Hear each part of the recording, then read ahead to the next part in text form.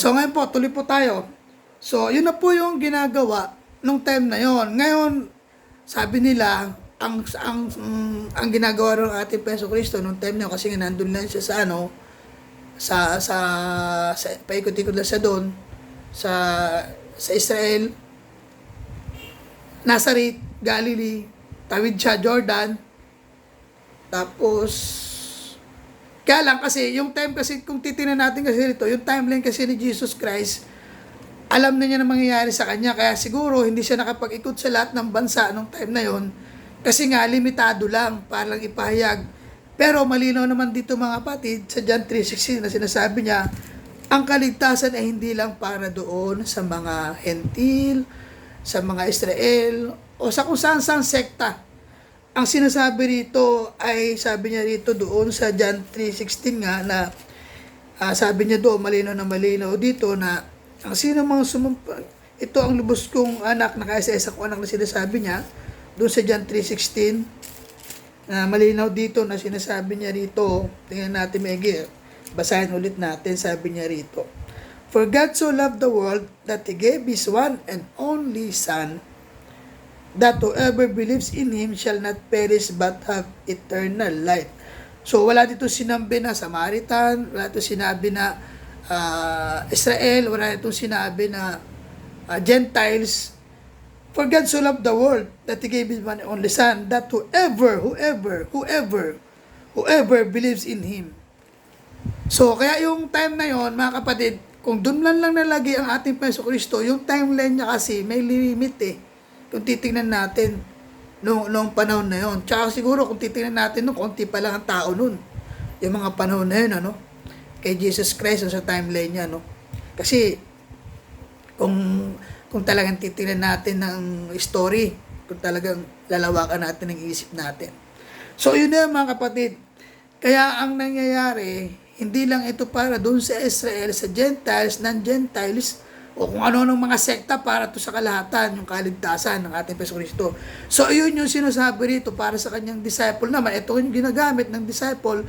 Ito yun mga kapatid, ay nyo abang lingkod, isang lingkod na nag-aaral ng salita ng Diyos, pare-pares tayo nag-aaral ng salita ng Diyos. Ngayon, paano natin ito matatanggap, maunawaan? Kailangan kapatid, tanggapin mo natin ating Peso Kristo, na siya ang ating Diyos ang nakapagligtas. Isa pa, magkaroon po tayo ng water baptism para malaman natin kung ano yung salita ng Diyos. Kaya yung mga naghahayag ng salita ng Diyos, yung mga iba na wala namang ibang itinuturo kundi nang gagaling sa Biblia, sa salita ng Diyos. So ang akin pong binabasa ay NIV, New International Version. Parang mas favorite ko to. Meron din po ako nitong King James Version. Mas maganda po para matuto tayo. Kung meron kayong verses na binabasa rito na isa, tingnan nyo rin dito kung ano yung comparison, ano. Pero ang importante dito, yung katotohanan. Doon lang po tayo sa katotohanan mga kapatid. So meron din po ako dito MBB. Ayan, MBB. Meron pa rin po ako dito. Ito ang Pangako. Actually, magandang Biblia rin to eh. Yung luma pa. So, ibig sabihin mga kapatid, tayo po, ano po ang ipinapakita natin dito? Para po hindi tama din lang. Kahit pa sino makaharap natin dyan na kung sino naghahayag ng salita ng Diyos, hindi tama rin lang. Kasi ang sabi ng Panginoong Kristo, hindi lahat ng tumatawag sa akin, Panginoon, Panginoon, ay papasok sa karya ng langit. Kundi yaong lamang sumusunod sa kalooban ng aking amang nasa langit, ng Diyos amang nasa langit. Sino yon? Ang ating Panginoong Diyos na siyang lumikha sa atin. Ngayon, ito nga yung sinasabi ng iba, yung iba kasi dininiwala sa Trinity. Wala namang problema nung kung di tayo maniwala sa Trinity, mga kapatid. Kaya lang ang titingnan natin, kung from in the beginning, makikita na natin doon, hindi lang ang Diyos ang kumikilos, meron pang banal na espiritu at may kasama pa siya doon. Kung titingnan nyo lang doon sa in the beginning. Tapos, pinatunayan pa yan doon nung time na si Jesus Christ ay nagpa-water baptism. Talagang bumaba sa kanya yung banal na espiritu at talagang pinahayag ng ating Panginoong Diyos, ito ang aking anak na lubos kong kinalulugdan. So, ibig sabihin nandun na silang tatlo, magkakasama na sila kasi binigay na yung kapangyarihan sa kanya ng ating Diyos Ama Tapos isa na lang linaw mga kapatid. Yung mga oneness na sinasabi, okay, hindi tao against dyan, yung isa lang kanilang pinanap. Natural lang, so pala lang ang problema kung isa lang pinanampalataya nyo. Kasi kung titingnan naman natin, ipinanganak si Jesus Christ, si Maria ang ginamit, pero hindi siya walang contact na nangyari, nilooban lang siya ng banal na espiritu, bigla na lang siyang nabuntis. So, ano ngayon na masasabi natin doon? Wala namang contact na nangyari. Ayaw, iiwanan pa nga sana siya ni Joseph dahil nalaman niya na ito ay nagbubuntis. So, ito ay buntis na. Pero nagpakita sa panaginip niya yung anghel na kailangan wag niya iwanan to kasi yun ang ginawa ng Panginoon kay Maria siya yung ginamit Kasi nasusulat na meron talagang lalabas na para sa magliligtas manggagaling sa ni Haring David o sa angkan ni David. Isang babae na ito ay manganganak na dalaga. Prophecy. Nangyari yung prophecy kung titingnan natin sa Old Testament. Kaya sa Isaiah So, mga kapatid, kung titingnan natin, pwedeng mangyari yun. Kaya lang ang problema kasi, bakit nagkaroon pa si Jesus? Kung isipin ko sa sarili ko lang itong opinion, total 6 minutes pa lang naman Sa sarili ko itong opinion, mga kapatid, ito lang sa akin lang yung mindset na sinasabi. O kaya, siguro, sabihin natin ng banal na espiritu, nagbigay ito. Pero sa akin na lang ganito na lang, sa akin lang yung opinion. Sa palagay nyo kaya, kung ang Panginoon Diyos ay bumaba rito, maihayag niya kaya ito sa tao? Unang-una mga kapatid, walang pwedeng makakita sa Panginoong Diyos kasi mamamatay. Makapangyarihan siya. Kung titingnan natin kay Abraham, kay Moses, nagpapakita sila, apoy sa puno. Hindi ka pwedeng lumapit dahil baka mamatay ka. Sagradong lugar na to, wala kasi pwedeng lumapit doon, kailangan mamatay muna ng tao. Ibig sabihin dito, espiritu. Yun yung pinapakita rito ng ating Panginoong Diyos. Paano siya makakapagayag kung siya ay espiritu? Ang espiritu pinakita nga doon na gaya ng hangin, sabi noon ni Jesus Christ. Ang hangin, alam natin kung saan nanggagaling, nararamdaman natin, pero hindi natin ito nakikita. So yun yung espiritu na sinasabi rito ng ating Panginoong Jesucristo. Kaya nga, kung ang ating Panginoon, halimbawa, mismo ating Panginoon Diyos na bumaba, kaya lang hindi siya pwede kasi siya makapangyarihan siya Meron siyang ginamit So yun yung mga kapatid. Kaya ang nangyari, kung halimbawa na sinasabi nyo na isa lang Diyos, okay lang, wala namang problema, isa lang Diyos, pwede rin mangyari. Ang problema nga lang, paano niya mapapahayag sa tao? Sino ang gagamitin niya para ipahayag yung katotohanan? Kaya nga si Jesus Christ, siya bilang isang nagliwanag, siya naging ilaw sa atin para ipaliwanag, yung maliwanagan tayo, malaman natin yung mga tama at mali na gawain ng isang tao. At para malaman din natin yung kaluluwatian, yung kaharian ng langit, para maipahayag.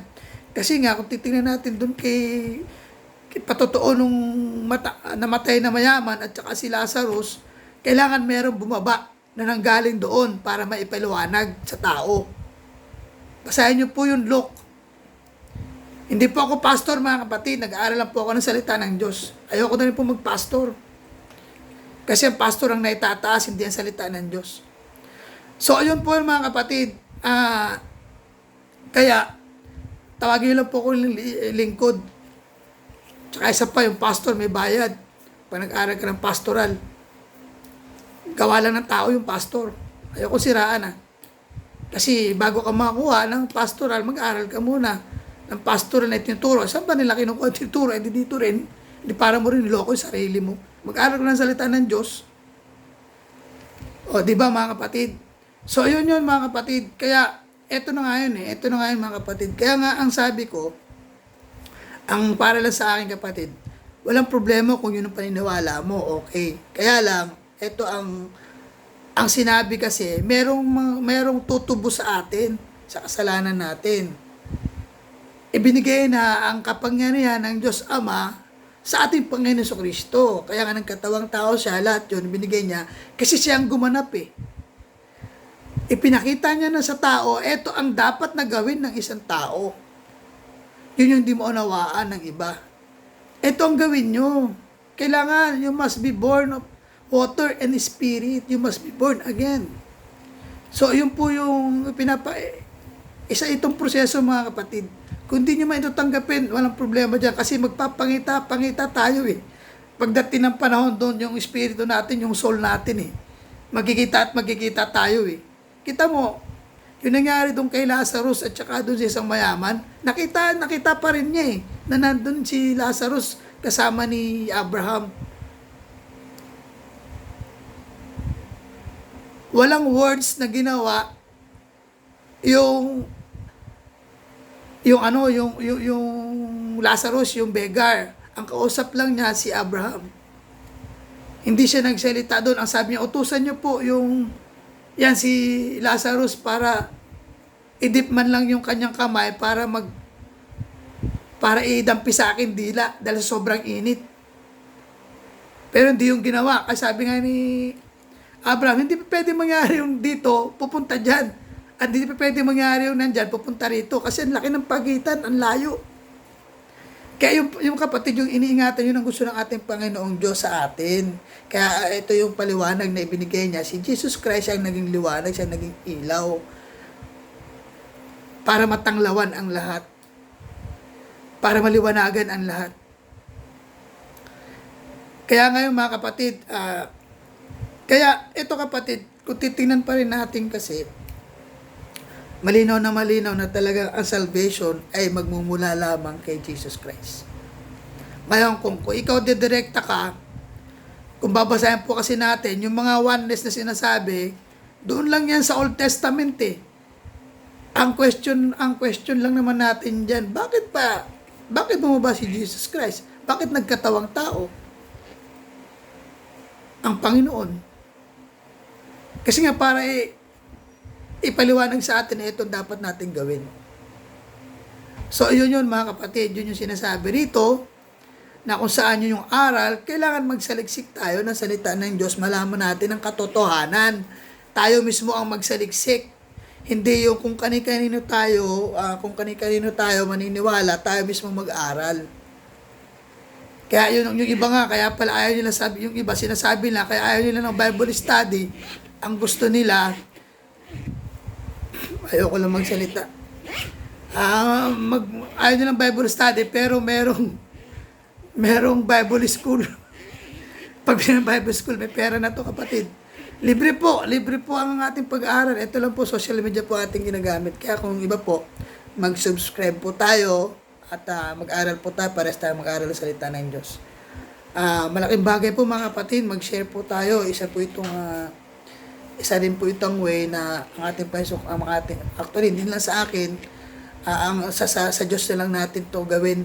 Hindi lang po para sa akin yung ito pong pag-aaral. Kung kayo po ay naligayahan o nagkaroon sa inyo ng hindi po ang puso't isipan nyo sa aral na ito ay mangyari po na mag-share na lang po tayo mga kapatid. Yun lang po ang aking pag-usap. So, kahit po walang bayad dito, importante po kasi mag-share tayo ng gospel eh. Yun yung pinapayag eh. Yun yung natutunan ko po rito sa ating salita na tinanggap ko po siya eh. Once kasi na tinanggap po ng ating Panginoong Diyos, Panginoon Kristo, kailangan ipahayag mo nito sa kaiba dahil yung kaligtasan napakahalaga sa bawat tao nila lang. Yun po yung pagmamahal natin sa kapwa na sinasabi. So, yun po mga kapatid, at yun po yung ating pong mag-15 minutes na po. Pangatlo na po ba ito? Pang-apat. So, yun po yung mga kapatid. Ang ating pong pinag-usapan about discipleship tungkol po ito doon sa discipleship. Yun po yung ating, ang application po natin dito mga kapatid. Mag-15 minutes na eh. Sige po, tapusin ko na lang. Ang application po rito mga kapatid, na makikita natin, ang application po dito mga kapatid, makikita natin, kailangan po sa atin, magsaliksik tayo ng salita ng Diyos. Humawa kayo ng Biblia, magsaliksik kayo para hindi kayo malilin lang ng kung sino man yung kaharap nyo, kung sino yung kausap nyo. Amen po.